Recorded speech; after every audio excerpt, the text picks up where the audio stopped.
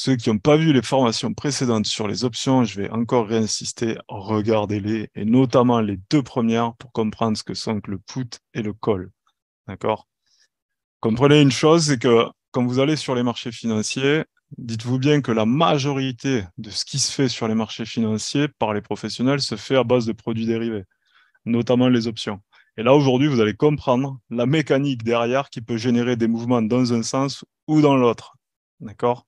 Vous allez comprendre aujourd'hui comment ça se passe au niveau des dealers. Les dealers, c'est les market makers ou en français les teneurs de marché. C'est les gens qui vous fournissent les produits. D'accord?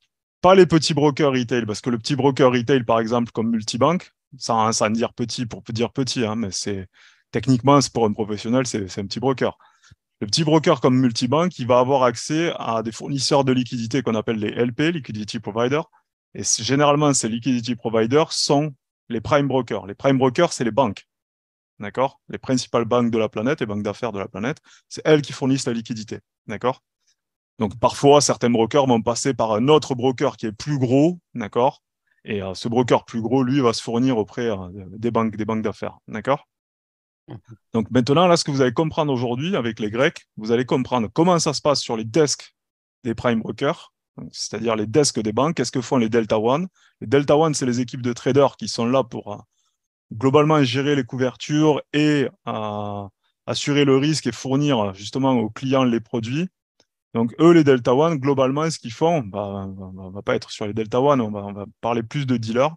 Ce qu'ils font, c'est qu'ils fournissent le produit et ils assurent le hedging du produit. C'est-à-dire qu'ils l'émettent, le produit, et ils assurent le hedging. D'accord?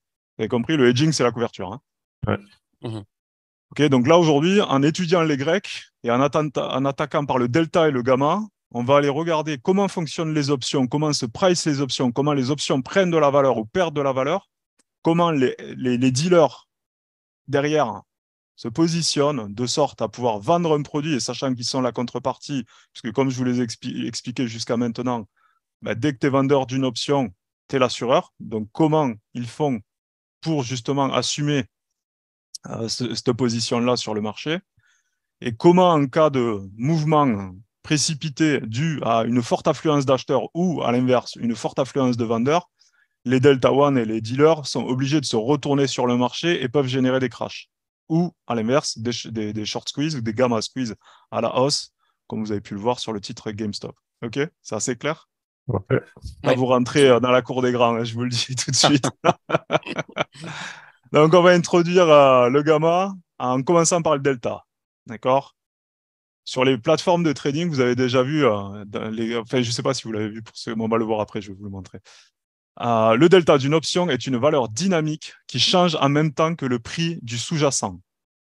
C'est-à-dire que vous avez l'option qui donne un droit sur le sous-jacent, qui peut être une action, une matière première, une devise, ce que vous voulez. Et le delta, en fait, il va bouger en fonction du mouvement du sous-jacent. Et ce delta, en fait, va valoriser à la hausse l'option ou va la dévaloriser. D'accord? On va avancer. Quand le prix du sous-jacent X augmente, le delta positif, attention parce qu'il peut y avoir des deltas négatifs, donc le delta positif d'un call, X, se rapproche de 100. Et le delta négatif d'un put, X, se rapproche de 0. D'accord? Quand le prix du sous-jacent baisse, le delta d'un call se rapproche de 0. Et le delta d'un put, X, se rapproche de moins 100. Vous allez voir, ça paraît chinois pour l'instant, mais vous allez tout comprendre au fur et à mesure. Hein.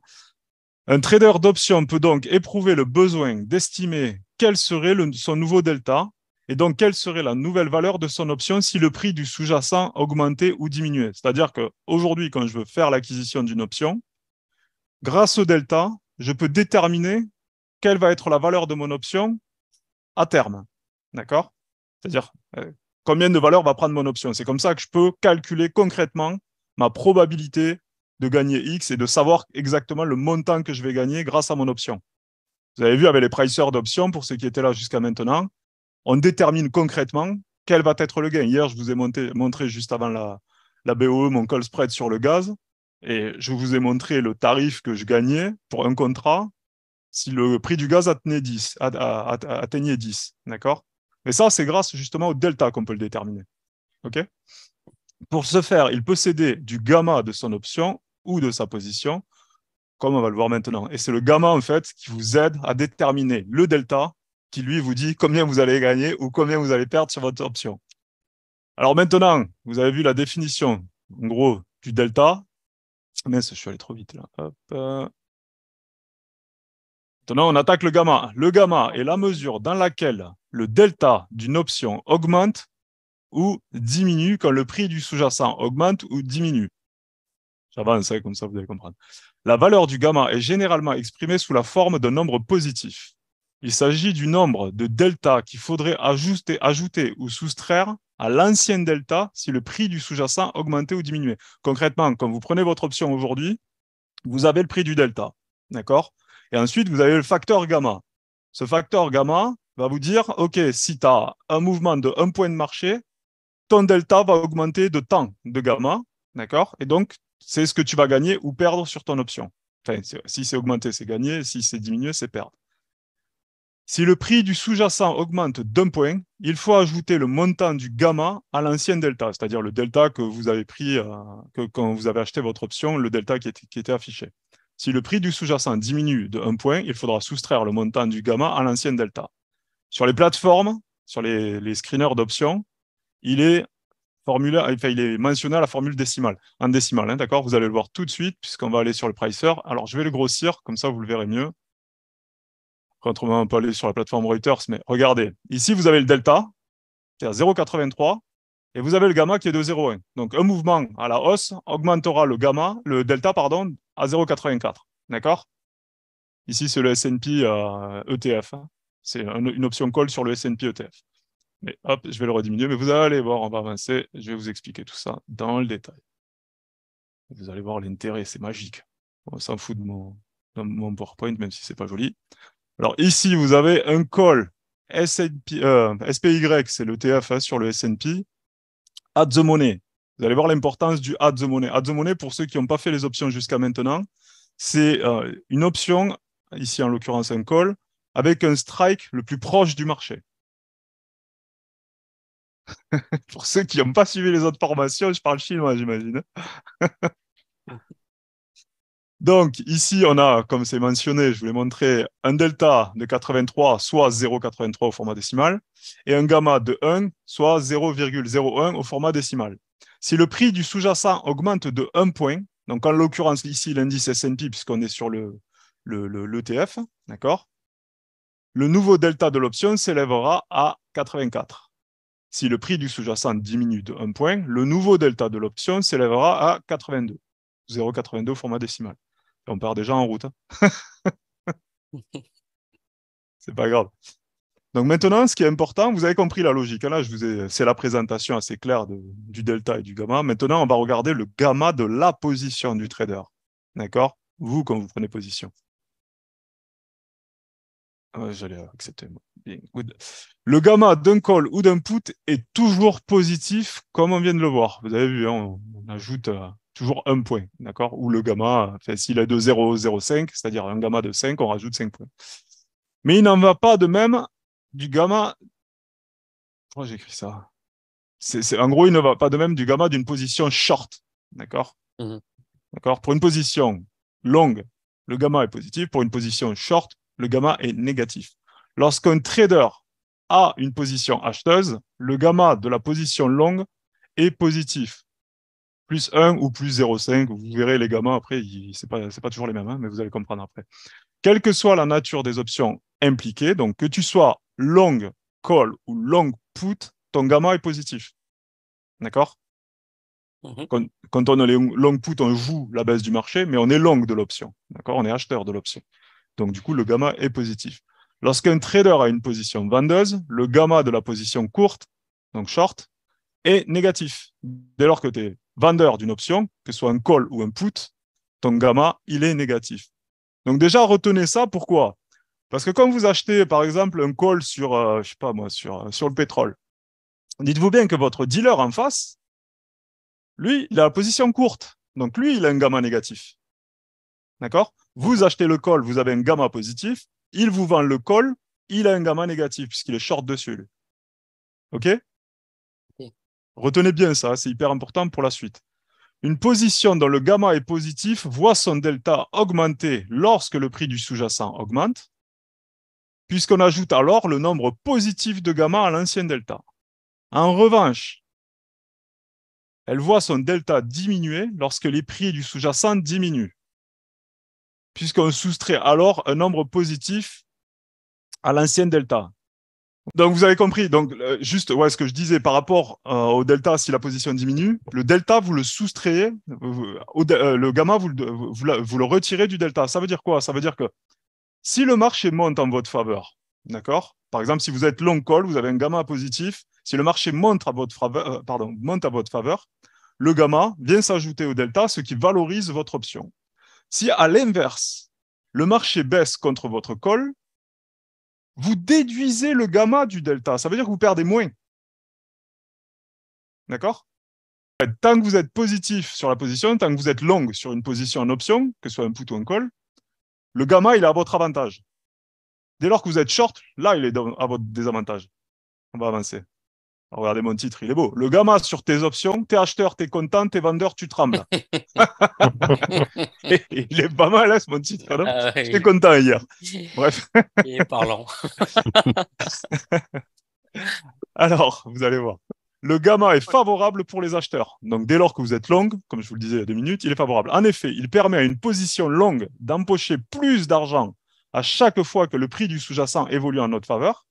Et il lui permet de perdre moins d'argent, puisqu'on le déduit, à chaque fois que le prix du sous-jacent évolue en notre défaveur. Prenons l'exemple de long call SPY. D'accord? Toujours pareil, l'ETF sur le S&P. Le delta est positif à 56, d'accord? Il s'agit donc d'une position haussière et son gamma s'élève à 5, 0,05. Vous avez vu que le gamma n'est pas toujours à 1. Hein. Donc, si le prix de l'ETF sous-jacent augmente et évolue en notre faveur, il faut ajouter le gamma de la position, donc plus 5 points à l'ancien delta, 56, donc on est à 61. D'accord?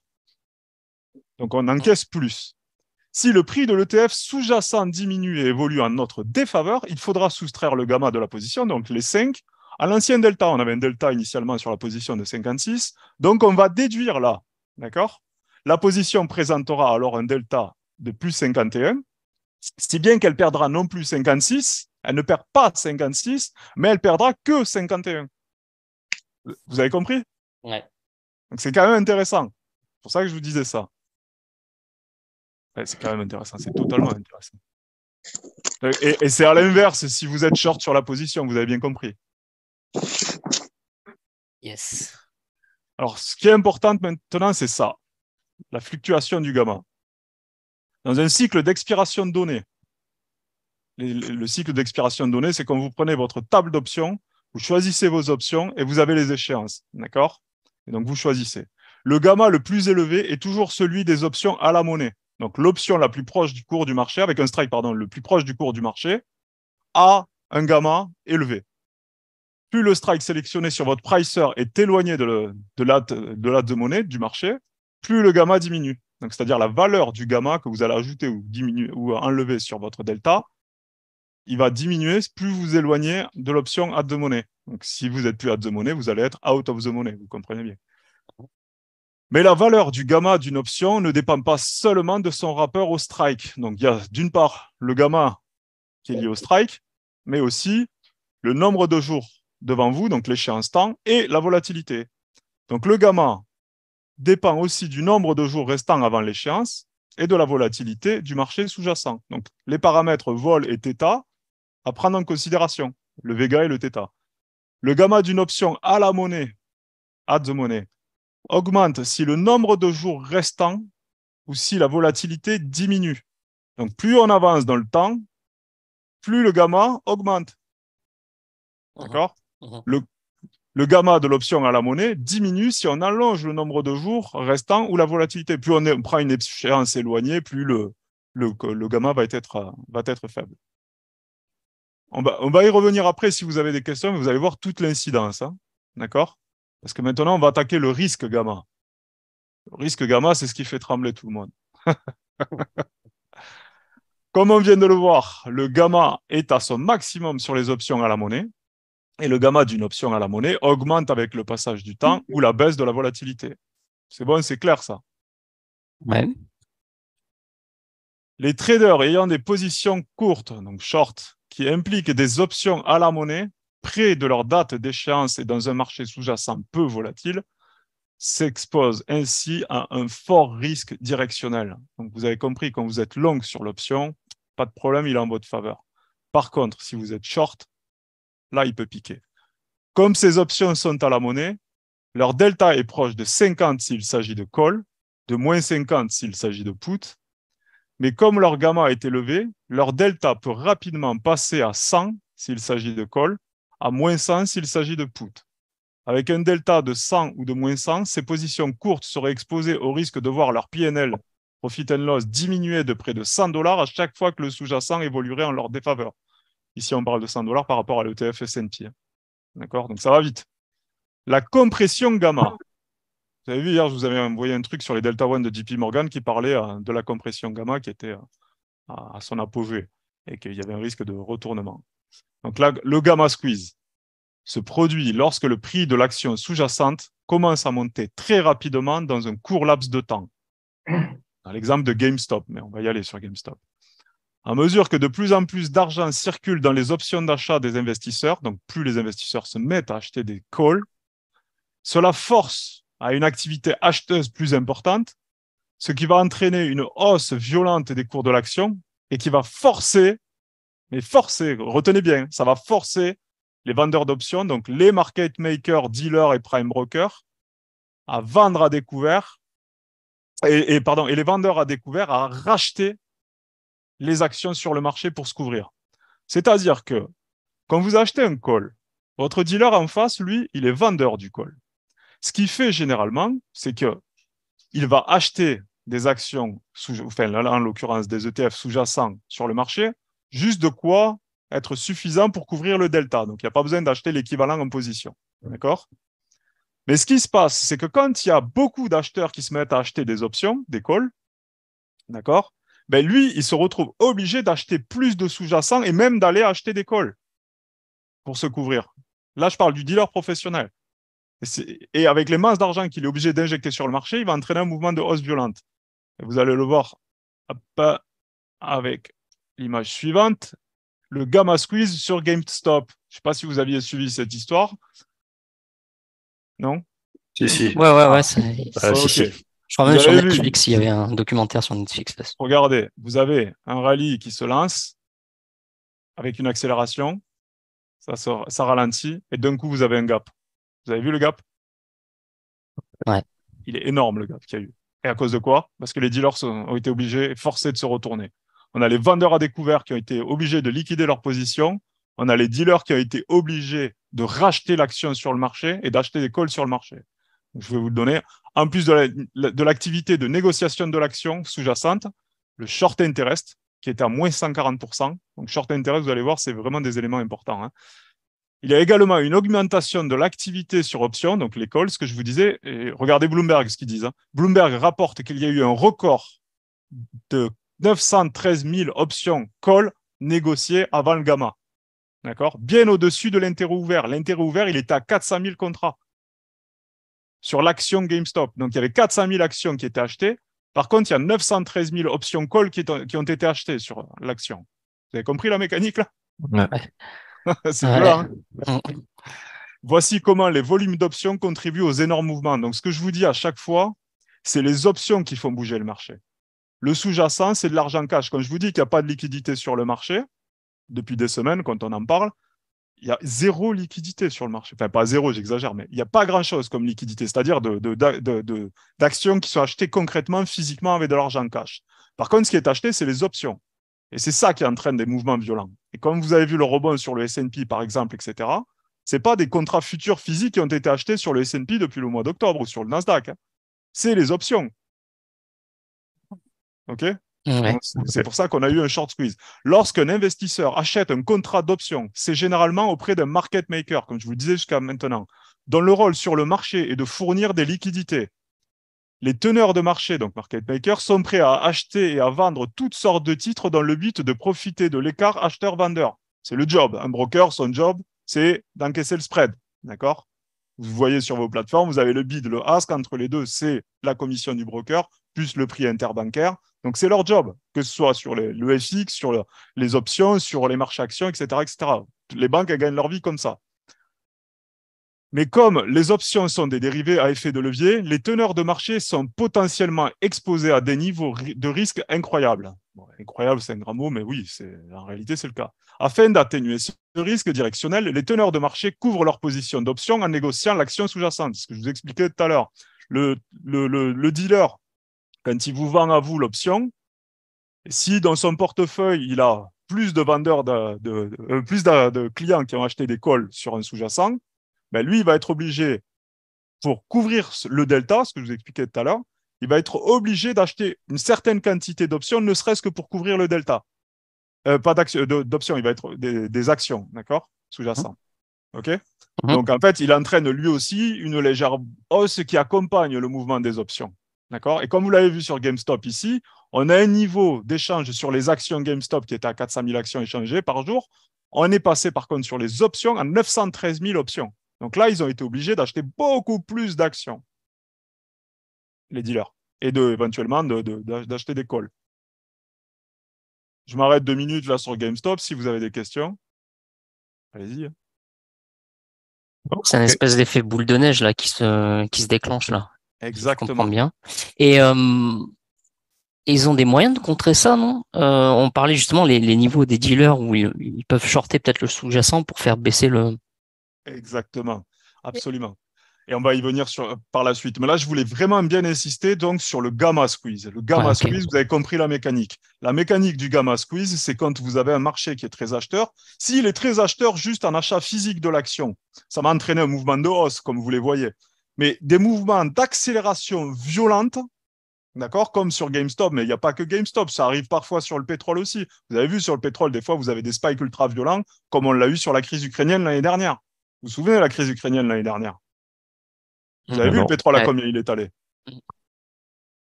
Oui, non? À quelle date? À peu près? En mars, quand les Russes sont entrés en Ukraine. Ah, ok. Ouais, regarde sur un graphique, tu vas voir le mouvement violent du pétrole. Ouais, c'est ce que je vais faire. Alors, et ce qui s'est passé, c'est que tu as eu un gamma squeeze. Pourquoi? Parce que y avait des positions sur le marché, les teneurs de marché tenaient leur position. Ils avaient leurs clients qui, certains se hedgeaient en achetant des puts, d'autres achetaient, vendaient sur le marché, etc. Et les dealers, derrière, ils ont dû se retourner sur leur portefeuille. Donc là, ça a été généré par un phénomène géopolitique, mais ça peut être généré par autre chose. Et des fois, c'est généré par les prises de positionnement eux-mêmes et uniquement eux-mêmes. C'est le cas de GameStop. GameStop, il n'y a aucun événement géopolitique ou autre qui a généré ce mouvement de gamma squeeze. C'est les positionnements, vous avez bien compris. C'est bon pour vous? Ouais, ok. Et en plus, si vous allez même plus loin dans l'histoire de GameStop, je n'ai pas regardé ce qu'ils ont fait Netflix, mais en fait, ce qu'il faut comprendre, ce qui s'est passé sur GameStop, c'est que vous avez l'armée de gens sur les réseaux sociaux Reddit là, et Wall Street Bet, là, une armée de traders amateurs, ils étaient 16 millions au total, c'est beaucoup, qui s'est dit, OK, on a un short interest, là, vous le voyez, le short interest, je vous l'ai marqué, de 140% sur GameStop, d'accord? On va aller tenter de créer le squeeze parce que les investisseurs américains sont quand même un peu plus avancés que les Européens et ils comprennent ces mécaniques-là. Donc, qu'est-ce qu'ils ont fait? Ils sont allés acheter l'action physiquement avec du cash, mais ils ont aussi acheté majoritairement des options parce que les options, ça coûte moins cher que les actions. Et rappelez-vous que sur le marché action, un contrat d'option est actif sur un sous-jacent de 100 actions, d'accord? Une option, 100 actions. Donc, du coup, ils ont acheté à tour de bras des options. Et des options de court terme, notamment. Donc, vous avez vu la mécanique. C'est les options qui génèrent le mouvement. Et ce n'est même pas les achats cash d'actions. C'est pour ça que souvent, les amateurs, notamment en Europe, ne comprennent pas, en fait. Ils ne comprennent pas parce qu'ils vont regarder les volumes sur l'achat d'actions. Ils vont se dire, ouais, il n'y a pas un gros volume, mon action, elle ne va pas monter. Ou il y a un gros volume, mon action va monter. Sauf qu'en réalité, ça se passe au niveau des options, quoi. Donc, quand tu regardes tes volumes sur ton graphique, sur ton marché action, il n'a aucune incidence en réalité parce que c'est les options qui vont mener la danse. Et les dealers. Ok? C'est assez clair là pour tout le monde? Ouais, ça va. Ouais, ça va. Ça vous plaît ou quoi? Ouais, c'est cool, ouais. Cool. On va attaquer maintenant le gamma trap, le Volmageddon, le flash crash et le crash. Ces termes. Ça fait peur, hein? Le gamma trap, ça veut dire le piège gamma, d'accord? Le Volmageddon, c'est l'explosion de la volatilité. Après, les flash crash, c'est des crashs qui sont violents, qui durent quelques secondes ou quelques minutes et qui sont très rapides. Il y en a eu quelques-uns dans l'histoire des flash crash. Et ça, c'est ultra violent, les flash crash. C'est ultra. Enfin, vous n'avez pas le temps de réagir. Il y en avait eu un d'ailleurs sur le Forex. C'était en 2000. D'ailleurs, il y avait celui de la BNS, ça a créé un flash crash. L'euro franc était passé de 1,20 à 0,76 centimes à l'espace d'une minute. Il y avait Orion aussi. Ouais, Euroyen, voilà. Moi, je cherchais Euroyen, en fait, parce que je pensais à Euroyen, mais je sais plus en quelle année c'était. Je crois en 2012 ou 2013. Ouais, c'est ça. Ouais, c'était pas dans la crise des dettes souveraines. Donc, vraiment, les flash crash, ça arrive partout. Hein. Et parfois, c'est généré justement, enfin, même pas parfois, c'est totalement généré par ça. Parce qu'on va Il y voir avait Knight aussi. Ouais, Knight, ah oui, bah, exact, le broker Knight, mais il est mort depuis, Knight. Il existe plus, quoi. Et le Knight, c'était le plus gros broker FX du monde. Hein. Il a coulé. Elle était passée de, Ouais. je crois que c'était 50 $ à 50 centimes en une minute. Ouais, pareil, Accenture, pareil. Accenture, 45 $, 45 centimes. Hein. Même pas une minute, une seconde, quoi. Ah ouais. Et ouais, Knight, c'était le plus gros broker option du monde, broker professionnel. Hein. Ils avaient la filiale Hotspot FX, qui était le numéro 1 mondial, quoi.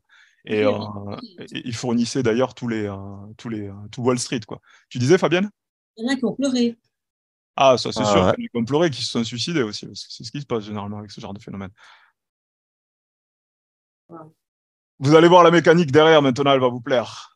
Un gamma trap d'options se produit lorsque les courtiers, donc market makers et dealers, d'options sont positionnés short gamma. Rappelez-vous, quand vous êtes acheteur de l'option, eux sont vendeurs, donc ils sont short gamma. C'est le cas actuellement. Ils sont short gamma. D'accord?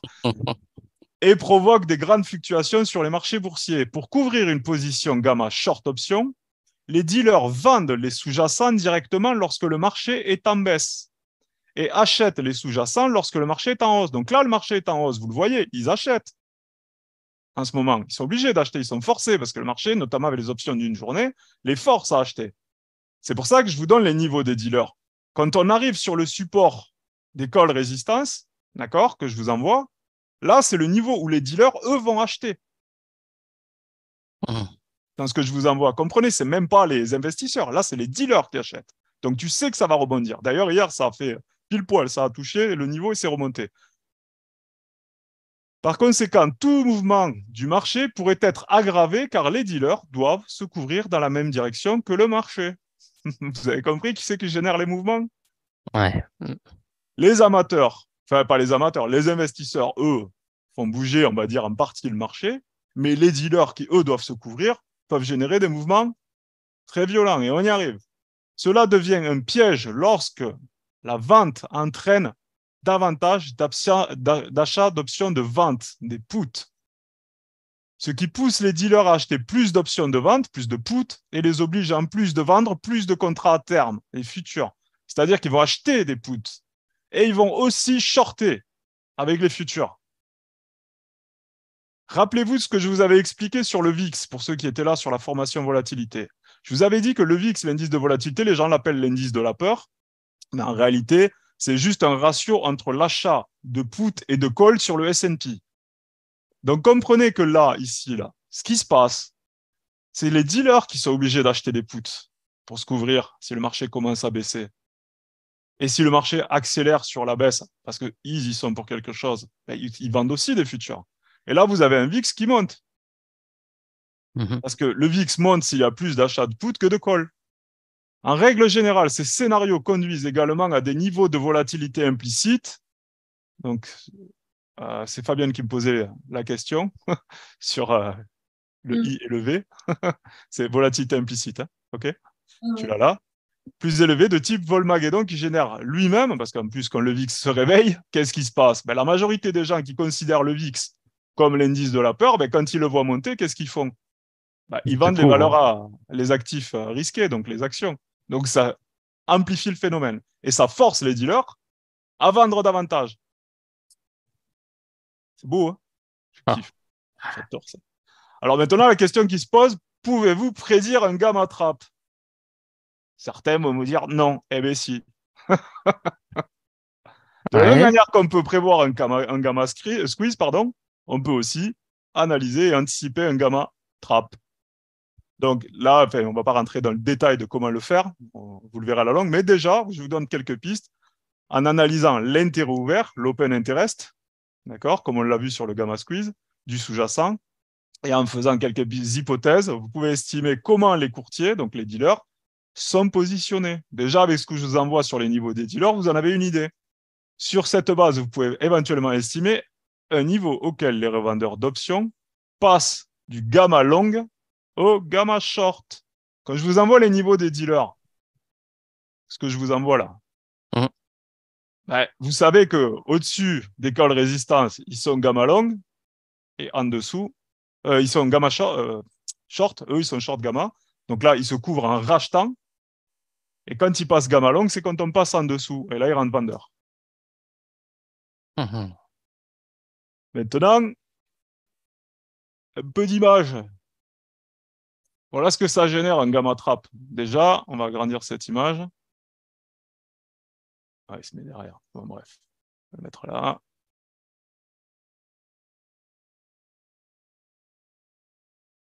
On va le décrypter tranquillement, hein. J'étais obligé de les mettre comme ça vous les voyez bien. Hop. Là, on a le Volmageddon de 2018, qui est uniquement dû à un positionnement gamma. D'accord? En 2018, il n'y a pas de crise, il n'y a rien. Regardez même dans vos historiques, vous verrez qu'il n'y a pas de crise particulière en 2018. On était sous Trump, qui avait son équipe de By the fucking Deep, de la protection team, je plaisante. Mais bref, vous aviez un Trump qui poussait en gros tous les jours les investisseurs à acheter sur le marché. Voilà. Après, il y a d'autres paramètres qui ont créé le gamma squeeze, notamment la Fed et les taux d'intérêt, etc. Mais voilà, on a eu un premier gamma squeeze, d'accord? On a un VIX qui est repassé, il était compressé sous les... Bon, on le voit pas bien là. Il était compressé sous les 10, là. Vous voyez, c'est 10. Le VIX était sous les 10 et il est monté à 30, à plus de 30, d'accord? Ça a explosé tous les ETF inverses sur la volatilité, d'accord? Et là, vous avez le coronavirus en mars. Boum! Vous avez eu le spike? On est passé Ouais, de carré. 12-13 à plus de 80. Enfin, on est allé à 80, mais après, sur certaines échéances, on était quasiment à 100. D'accord? Ça, comme vous avez ce type de gamma squeeze sur le VIX, là, c'est un gamma squeeze sur le VIX, mais c'est aussi, comment ça s'appelle, un gamma trap sur tous les autres actifs. Comme vous avez ça, ça cartonne. Et ça se traduit ici. Hop. Donc là, ouais, c'était celui de 2018. Regardez ce qui s'est passé. Vous avez le S&P là, en bleu. Il est tombé quand le VIX s'est envolé. Vous avez vu? Ouais. C'est violent, hein? Ouais. Et ce qu'il y a d'intéressant aussi avec les gammas, c'est ça. Comme je vous expliquais, les dealers, c'est eux qui apportent la liquidité sur le marché. Donc, ils veillent à la liquidité, etc. Ce graphique, il est intéressant. Ici, pourquoi? Parce que quand vous avez ce genre de phénomène, regardez ce que fait la liquidité. Boum! Elle plonge. Vous l'avez à chaque fois là. Ici, la liquidité a plongé. 2020, coronavirus. 2018, hop, le gamma squeeze. Regardez la liquidité comme elle chute. Ouais. Ça se traduit sur le S&P derrière. Vous avez vu le S&P comme il tombe? Ouais. Vous avez un S&P qui tombe. Là, pareil, en 2018. Ici, le coronavirus. Regardez la liquidité comme elle est tombée. Regardez comme le S&P est passé. De là, on était à 3600 à peu près. On est descendu à 2000, 2500. En dessous de 2000. Ouais, 2300, on était descendu. Vous imaginez, hein, c'est violent, hein. Et là, ce qui se passe en ce moment, vous avez vu la liquidité où elle est là? Ouais. On est plus bas que ces périodes-là, hein. Donc, on a une liquidité qui frôle le caniveau et on a un marché action qui continue de se maintenir. C'est complètement découplé là. Ça va pas tenir, ce truc, non? Je viens de vous expliquer le gamma trap. On est en plein gamma trap là. Ah, ah. Donc, à un moment donné, quand le marché va commencer à baisser gentiment, parce qu'il y a quand même un risque de récession derrière, il va commencer à baisser gentiment, les dealers vont se positionner et ils vont shorter les dealers. Ils vont forcer tout le monde à aller acheter des puts là. Quand on dit qu'on peut l'anticiper, c'est le quand il va se produire qu'on peut pas anticiper. Alors le cas non. Par contre, tu peux anticiper que dans les semaines qui vont arriver, ça peut arriver. Mais regarde, ici, je vais te mettre le pricer du S&P ETF. Regarde, c'est un exemple là que je te donne, hein, d'accord? Mais en fait, c'est en cumulant les échéances, etc. Là, si tu prends par exemple les contrats 0 DTE là, qui expirent aujourd'hui, là, on est le 23 juin, c'est aujourd'hui, c'est bien ça que je ne me trompe pas. On est bien le 23 juin. Hier, en fait, les positions qui ont été prises hier, parce que là, c'est fermé, hein, regardez les volumes ici, les open interest. Vous avez 4250 contrats ici qui sont pris sur le S&P en put. Ce n'est pas des calls. Là, vous avez les calls là, vous avez les puts là. D'accord? Ça veut dire que hier, beaucoup de positions ont été prises, d'accord, sur les puts pour aujourd'hui. Ce n'est pas significatif, Ok. hein, mais vous avez sur les pricers les open interest et vous pouvez aller les voir. Vous avez le total optional value ici. Donc là, c'est 2 trillions. Notional value, c'est la valeur, hein. Donc il y a 2 milliards, pardon. Vous avez 2 milliards de puts qui ont été pris ici. Non, c'est l'école.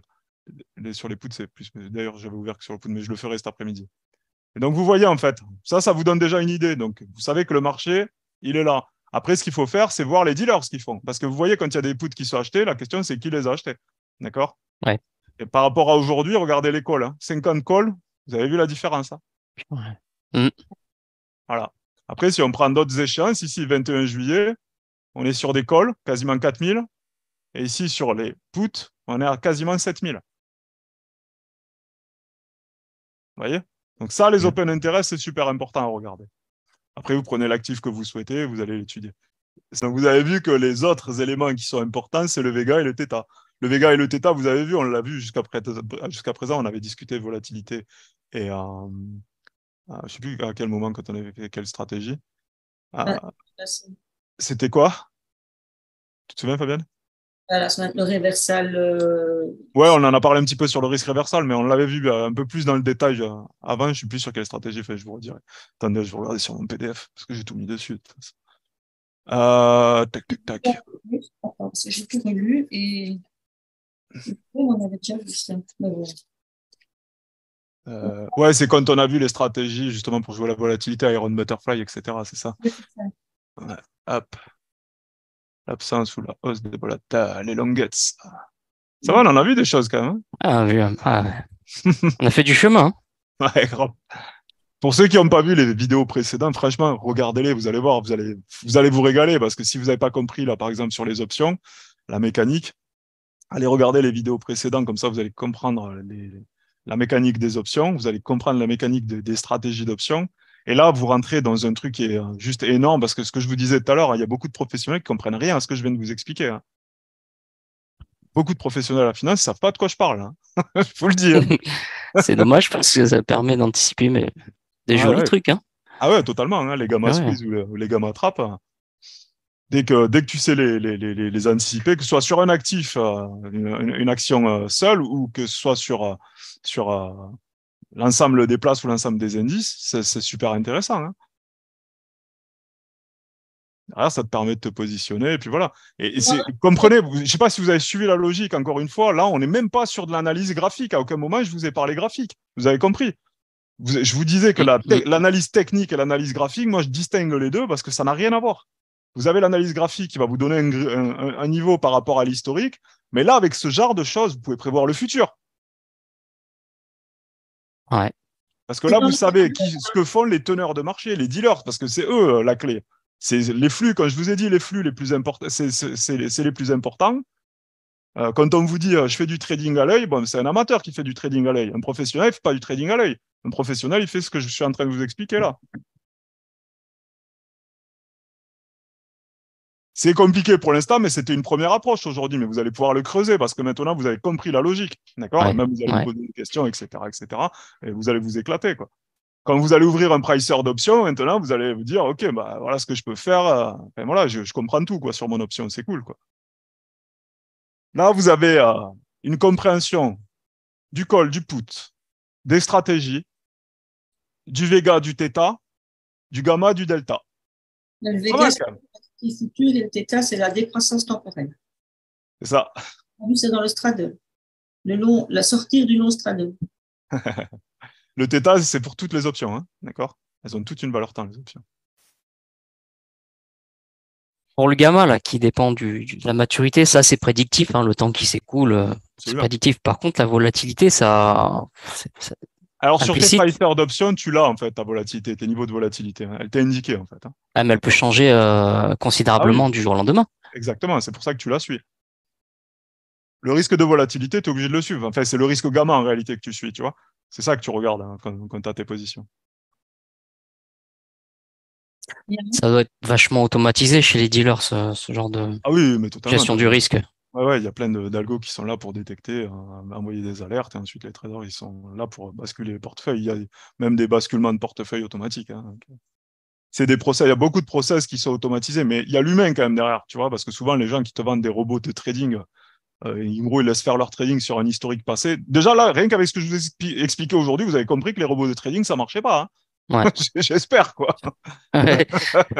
Ça, c'est Parce que le robot de trading, il est basé sur un historique graphique des prix, hein, donc avec les moyennes mobiles et tutti quanti, quoi. Donc c'est bien, ça aide à avoir des repères, etc., pour placer les ordres, d'accord? Ou même détecter des endroits où il est possible qu'il y ait des positionnements. Vous voyez, avec le graphique, il pourrait être possible qu'il y ait des positionnements sur ma moyenne mobile 200. Avec la technique que je vous explique là, c'est pas il pourrait être possible. Il y a des ordres à tel endroit, parce qu'il y a les dealers. Vous avez vu, c'est beaucoup plus précis, hein. ouais, c'est clair. Nous, ce qui nous intéresse ici avec le gamma, c'est, gardez ça en tête, les gammas, en fait, ils vont vous aider à savoir quand est-ce que les dealers peuvent basculer d'un côté ou d'un autre. D'accord? Mhm. Vous avez vu de qui on parle? On parle des dealers, hein, on ne parle pas n'importe qui, là. Ça, je vous garantis qu'il y a beaucoup de professionnels de la finance, ils comprennent rien à ça. Ah bon, ça me surprend. Alors, Ouais, sûrement sur presque. pas des traders, hein. Après, il faut quand même être spécialisé sur les dérivés. Pas la plupart des traders, on va dire, hein. Des traders professionnels, des vrais traders professionnels, pas des amateurs là, qui ont fait 3 formations. Mais ils maîtrisent ça, quoi, quand même. Mais après, Ah ouais, quand je dis les gens qui ne maîtrisent pas ça, ça va être des conseillers dans des fonds d'investissement ou des conseillers ah oui, d'accord. dans des Ok. banques, etc. Tout ça, c'est du chinois pour eux, ils n'y comprennent rien. Ils vont me dire, ouais, va discuter avec les traders, ils vont t'expliquer. Et puis voilà, quoi. Il y en a, ils ont l'honnêteté de le dire, qu'ils n'y comprennent rien, et que c'est les traders qui gèrent ça, ou les ingés, mais après, il y en a, ils sont un peu prétentieux, quoi. Mais là, vous avez une grosse clé, là, hein. Enfin, voilà, enfin, c'est top Ah ouais. à maîtriser, hein. Si j'ai bien suivi, c'est surtout les options qui vont avoir une faible maturité qui vont avoir un gros gamma. Ouais, quand t'es longue. Oui, quand t'es longue.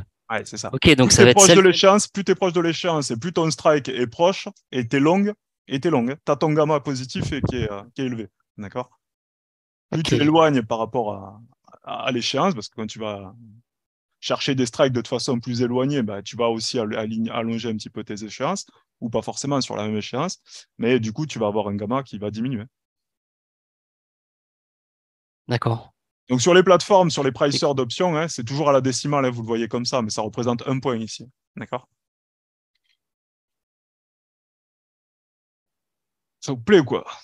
Ouais. Ouais, ouais. Moi, j'aime On bien, va, on va. hein. Ah ouais, moi aussi, hein. Donc, vous avez compris la mécanique dans les deux sens, hein. Vous avez vu, hein, quand sur GameStop, c'est des phénomènes qui arrivent. D'accord? Vous l'avez vu avec le pétrole le mois dernier. Quand on a gagné sur le pétrole le mois dernier, je vous avais dit, il y a une short squeeze qui se prépare. Je l'avais écrit dans Telegram. Vous pouvez remonter, hein. D'accord? Et c'était par rapport au positionnement. Et, et derrière, ce qui s'est passé, c'est qu'en plus, les Saoudiens ont réduit la production. Mais le short squeeze, il était prêt, quoi. Vous voyez? Mhm. Donc gamma squeeze, c'est un peu le même phénomène que le short squeeze, mais pas la Ouais, même mécanique. en fait, le short squeeze, c'est concrètement juste les vendeurs qui sont obligés de fermer leur position ou de couvrir leur position en rachetant. Le gamma squeeze, là, c'est les dealers qui le génèrent. Ouais, ouais, qui veulent se Ouais, couvrir. parce que c'est les dealers qui sont obligés de Mhm. se couvrir à la hausse. Et quand c'est un gamma trap, Ah ben, c'est dans l'autre sens.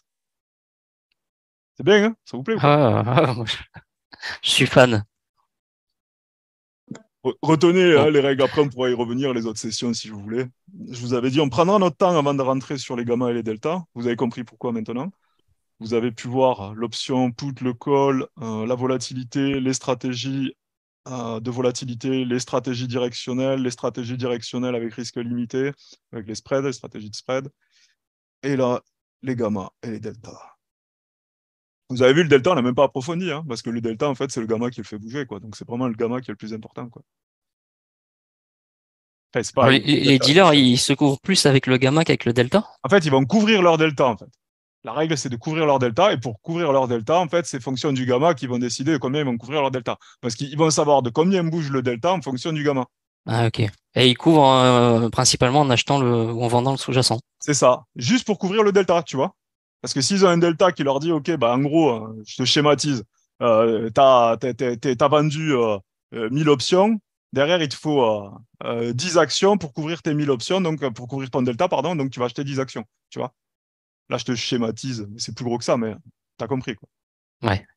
Juste, ils couvrent le delta. C'est-à-dire qu'ils ne prennent pas l'équivalent en position des options, d'accord?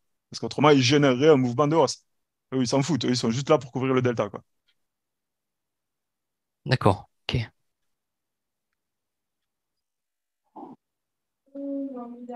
Bon, Alors, après, j'aurais peut-être posé une petite question. N'hésite pas. Bon, alors je suis pas forcément le mieux placé là, mais quand on a fait, tu sais, le visio là où ils ont présenté le nouveau trader et tout, et c'est pas du tout le même genre de trade et pour le même genre de truc, parce que lui, justement, dans la vidéo, il nous disait que lui, il se servait de rien de tout ça et qu'il faisait tout à l'œil. Mais Et je vais te moi, ça m'a répondre. un peu surpris et Je vais te répondre que je commenterai pas. Il fait ce qu'il veut, ouais, ok, ouais, ok, quoi. Voilà. Je n'ai pas de commentaire à faire. ouais, je comprends. Et Bah, tout dépend de ce que vous avez envie d'apprendre, hein. Soit vous voulez apprendre, soit vous voulez la facilité. Il n'y a pas de facilité. Vous l'avez vu, hein, jusqu'à maintenant sur les hum, formations de trading avancé, il hum. n'y a pas de facilité. Comment dire, bah, c'est tout le plein de monde le ferait. concepts.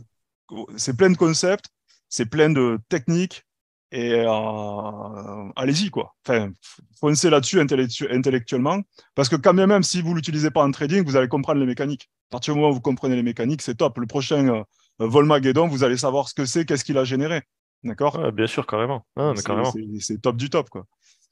Là, par exemple, ils sont en train de compresser la volatilité là, depuis un moment à acheter des puts comme des dingues. D'accord? Il suffit qu'il y ait un événement géopolitique et les dealers, qu'est-ce qu'ils vont devoir faire? Ils vont acheter les futurs sur le S&P, sur le VIX directement. Et quand ça va se produire, ça va fracasser tous les marchés. Là, vous voyez, j'ai détaillé, je suis allé juste sur le VIX en lui-même. Si vous prenez le VIX, c'est intéressant à étudier le VIX, hein. Ben, vous allez étudier les positionnements des dealers sur le VIX avec les open interest, etc. Et du coup, vous allez avoir votre idée. Vous allez connaître, grâce à l'open intérêt, le risque derrière, hein, d'un gamma squeeze sur le VIX. Et là, c'est intéressant pour vous parce que qu'est-ce que vous allez faire? Vous allez soit acheter des options à une certaine échéance, ou soit mettre des ordres en attente sur des contrats futurs sur le VIX. Ouais. Cool, non? Ouais. C'est-à-dire que vous n'allez pas déterminer de quand ça va avoir lieu, mais vous allez déterminer que ça va avoir lieu à une échéance Ouais. plus ou moins proche. Pas une échéance de 10 ans, mais à une échéance de quelques semaines. Des fois, vous pouvez aller même creuser à les prix plus précis, et notamment quand il y a un retournement sur les open interest.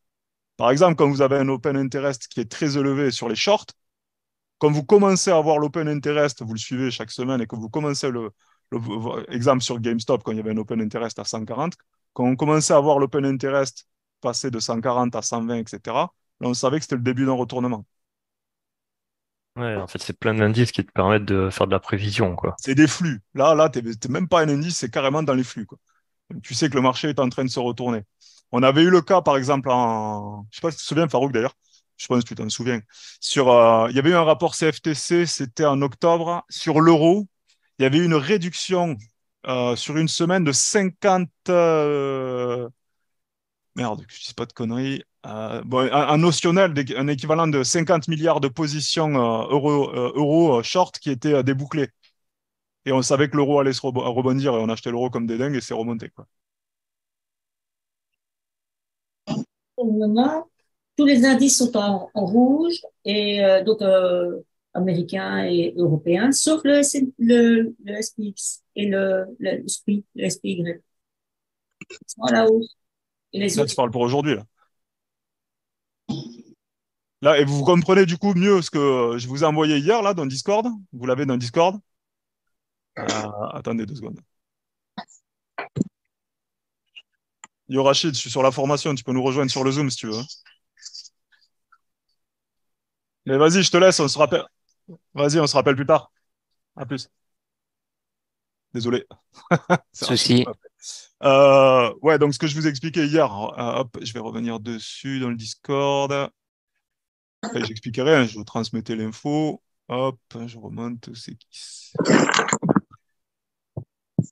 Voilà, l'équipe de Delta One de JP Morgan met en garde contre une pause technique dans le melt-up alors que le sentiment de compression approche d'un niveau record. Rappelez-vous le mot compression, ici. Là.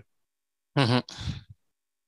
Donc, on a eu un gamma squeeze avec la remontée sur les marchés actions depuis plusieurs semaines. Et là, les Delta One de JP Morgan, n'oubliez pas, c'est un des principaux dealers, c'est un prime broker, JP Morgan. D'accord? Ils vendent, eux, à leurs clients. Donc, vous avez les Delta One de JP Morgan qui vous disent la compression, elle est à un niveau record. Donc, ça veut dire qu'il y a de fortes chances que ça se retourne. Et eux, ils sont short gamma. C'est ça. Et donc, ils vont devoir passer long gamma. Ouais, ils vont devoir se retourner. Ils vont acheter des puts. Ils sont déjà en train de le faire. Et si le marché commence à fortement baisser, ils vont en plus vendre des futurs. C'est cool, non? En plus, là, vous avez clairement l'indication. JP Morgan, ils vous le disent. Ouais, c'est vrai. Tu vois ce que je C'est veux dire? vrai. Alors, ils te disent pas quand est-ce que ça va arriver. Melt-up, ça veut dire la hausse. Hein, d'accord? Non, le melt-up, c'est l'explosion à la hausse. Hein, tu vois? Et ils te diront pas forcément gamma squeeze. Des fois, ils te le disent, tu vois, le gamma squeeze a atteint son extrême, etc. Mais là, ça veut dire la même chose, quoi. La compression approche d'un niveau record. Donc, c'est le langage technique pour dire, ici, le gamma squeeze a atteint un extrême. Donc, sous-entendu, préparez les shorts. C'est cool, non? Bon, bah, c'est Noël avant l'heure, hein. Merci. Déjà, les shorts, ça va toujours plus vite. Hein. On descend plus vite qu'on monte. Hein. Pas forcément. En fait, tu vois, ben, le plus vite. En général, tu as raison, Fabien, hein, attention. Hein.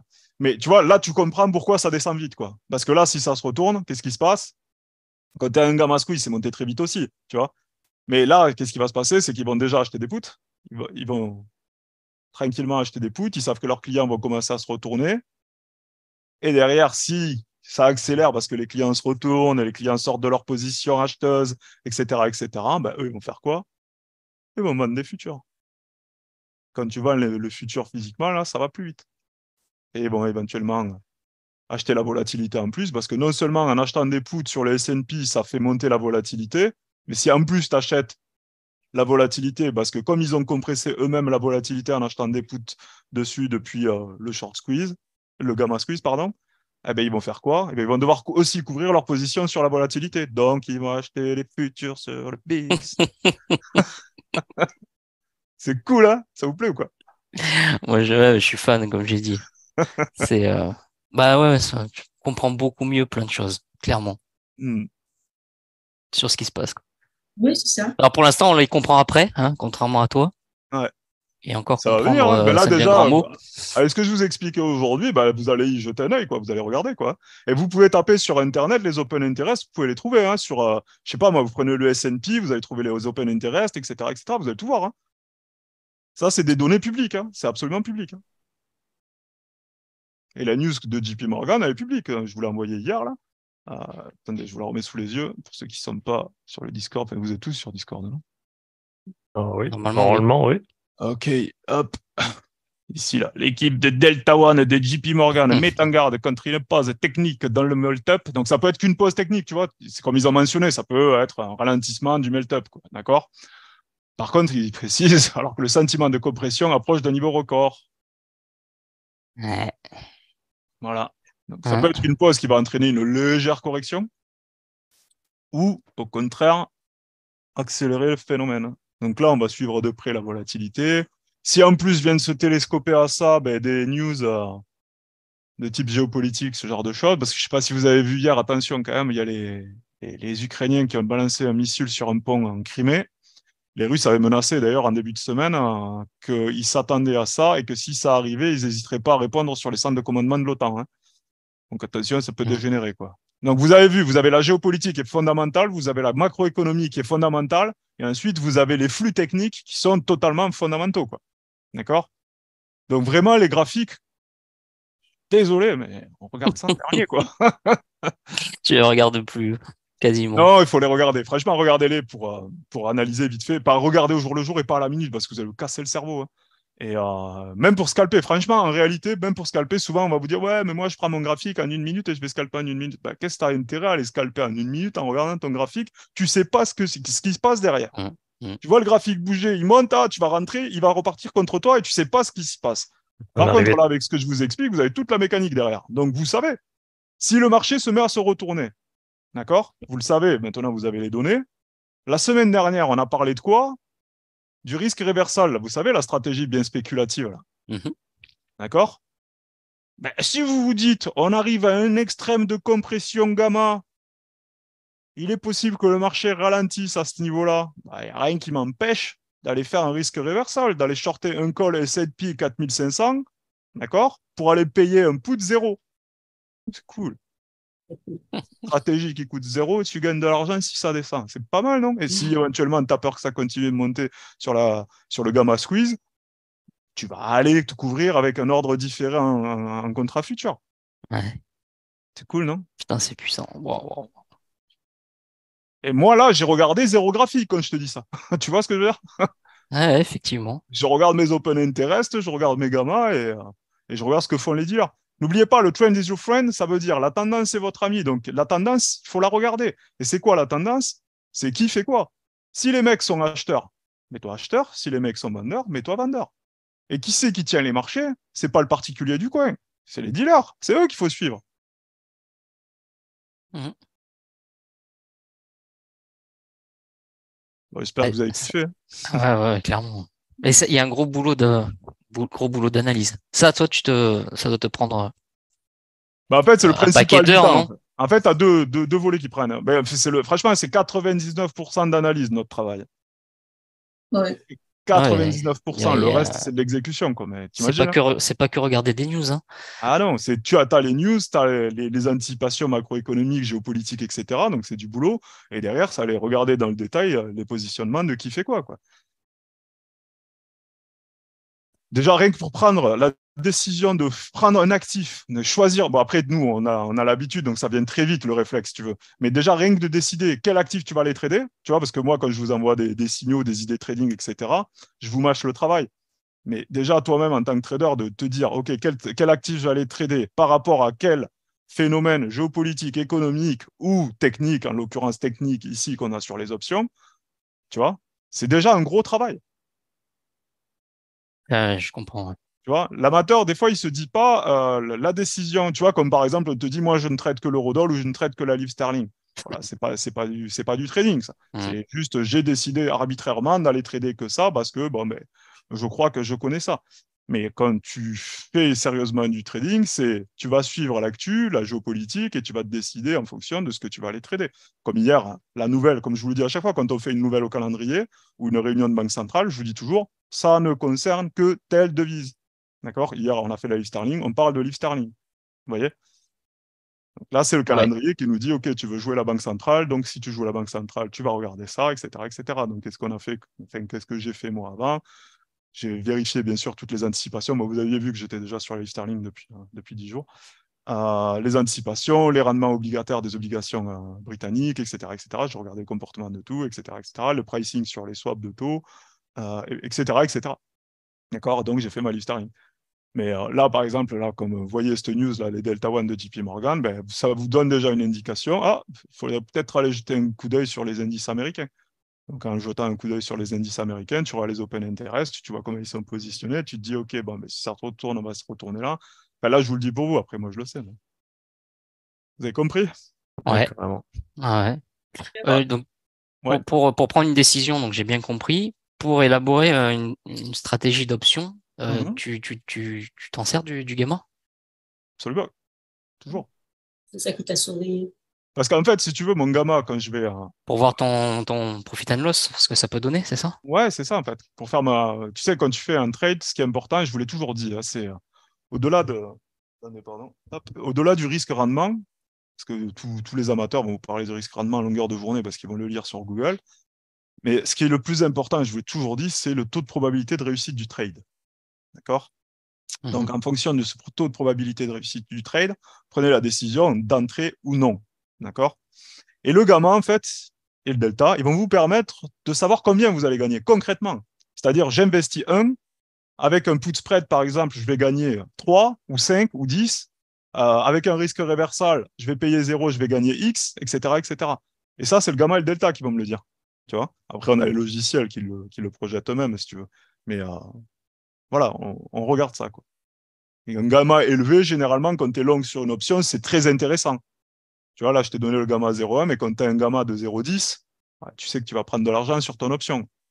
Ouais, ça va vite accélérer. Ouais. Exactement. Quand tu es long, hein. Quand tu es short, elle va te Oui, piquer. bien sûr. Ouais. Là, par exemple, sur mon S&P, si je m'amuse à shorter mon call à strike 4500, le gamma, il est contre moi dessus. Donc, si le S&P monte, ça va grossir la perte, tu vois, sur le call. Et donc, moi, pour couvrir ce delta, il faudra que mon futur, n'oublie pas, tu vois, mon futur, je vais le mettre à un certain niveau. Il ne va pas être à 4500, il va être avant pour couvrir ce delta. Mon ordre différé. T'as compris là ou... Ouais, j'ai compris. Ouais. Et Donc, ça permet. Vas-y, pardon, Fabienne, vas-y. pour calculer tout ça, tu as un fichier, tu t'es fait un fichier. soit tu le fais à main levée, ou soit tu le fais avec des pricers. Après, notre job, on le fait à main levée quand même. Tu as les données en fait, parce que tu as les pricers qui te donnent les données, ou après tu peux les projeter. En réalité, tu peux tout projeter, hein, donc il n'y a pas de. Ça vous plaît, hein? Et vous avez vu la mécanique là, juste sur GameStop, vous avez vu le pouvoir des options? Ouais. C'est fou, hein? Ouais. C'est-à-dire c'est tout un monde que le non-initié ne voit pas. Hein. C'est-à-dire que lui, il va acheter des actions, il va regarder le volume, etc., etc. On est à 400 000 actions échangées sur GameStop et on est à 913 000 options échangées. Vous avez vu, hein? 913 000 calls. Et c'est pareil pour le reste. Hein. Vous allez prendre les contrats, par exemple, futurs, ou même vous prenez l'action, vous prenez les actions, prenez Tesla, l'action, regardez le volume d'actions échangées. Si vous ne regardez pas le volume d'options échangées et les open interest, qui vont vous dire les open interest, ça va être sur les calls ou sur les puts. D'accord? Donc déjà, vous êtes guidé. Si vous avez un gros open interest d'un côté, vous allez connaître la tendance derrière. Si on est à un extrême sur l'open interest, vous savez qu'il peut y avoir un mouvement de squeeze dans l'autre sens. Et si vous commencez à observer un retournement justement sur l'open interest, ça confirme votre idée. Et donc, vous pouvez y aller. Quoi. Let's go. Une question, parce que bon, j'étais pas là lors des lives derniers, Ouais, dis-moi. et j'ai revu un replay. Alors, je sais pas si tu l'avais dit lors de ces sessions de ce vendredi. Tu parlais de l'eau en France. Ça n'a rien à voir avec ce que tu as expliqué, mais est-ce que si, quand tu auras fini, tu pourras revenir sur ce point-là, là?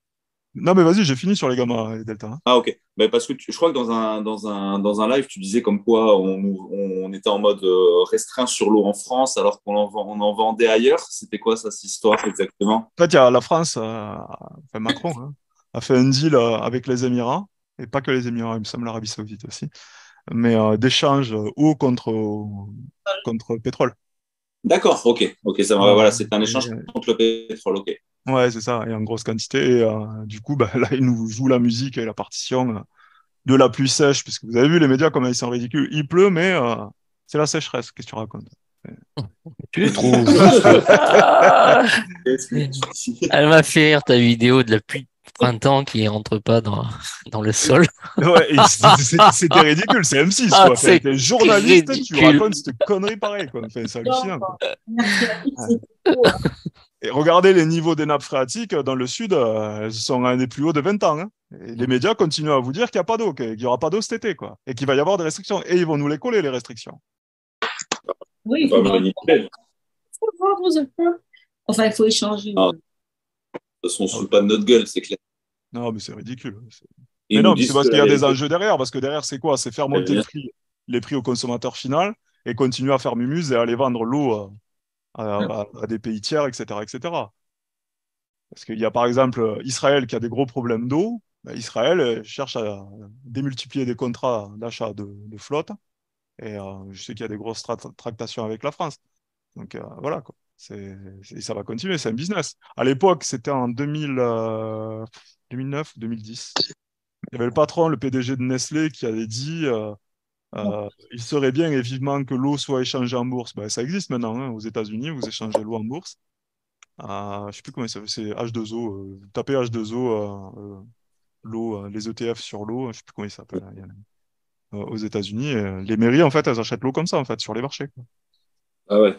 Et là, ça va devenir moche. Hein, parce que Oui, plus il y oui. aura la raréfaction, plus ça va tirer les prix à la hausse, etc., etc. Ah ouais, Jean IH2O. il avait dit. Ouais. J'ai encore une question là. Vas-y, vas-y. Attends. Pourquoi tout à l'heure on regardait l'open interest Et pourquoi on regarde pas le volume de put ou de call? On regarde aussi, tu le regardes aussi. Et l'open interest, il est plus précis. Parce qu'il va te dire concrètement le nombre de contrats qui sont pris. Tu vois? Quand tu prends le volume, il te donne la totalité de les grandes masses. L'open interest, ça va être par sous-jacent. Sachant que n'oublie D'accord. pas, dans le volume, il y a le Ok. changement de main. D'accord? Quand tu vois le volume, en fait, tu as le changement de Ah, main, le nombre de d'accord. fois où c'est passé d'une main à une autre. L'open interest, c'est l'ouverture du contrat. Ah oui, ok, ouais. Ouais, je comprends.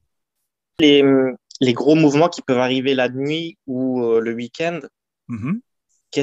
quelle est l'incidence sur ta position? Par exemple, j'ai mon SL qui est 100 pips en dessous et la nuit, il y a un mouvement énorme qui sont, Mhm. on va dire, de 500 pips.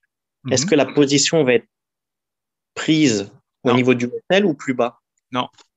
Ça, c'est le risque justement sur les positions au spot. Risque que tu n'as pas en option. Les positions au spot, dès lors qu'il n'y a pas de marché, il n'y a pas d'exécution. Ça, gardez-le en tête. Quand il n'y a pas de marché, ça veut dire qu'il n'y a pas d'acheteur ou de vendeur au niveau où toi, tu as mis ton ordre. Donc, ce qui veut dire que si tu as ce que l'on appelle un gap, tu vas être slippé. Ouais, c'est bien ça, ok. Donc, tu vas être exécuté au prochain prix disponible. Et si le prochain prix disponible, il est 300 points plus bas, ben, ce sera le prochain prix disponible. Donc, tu te fais slipper. Ok.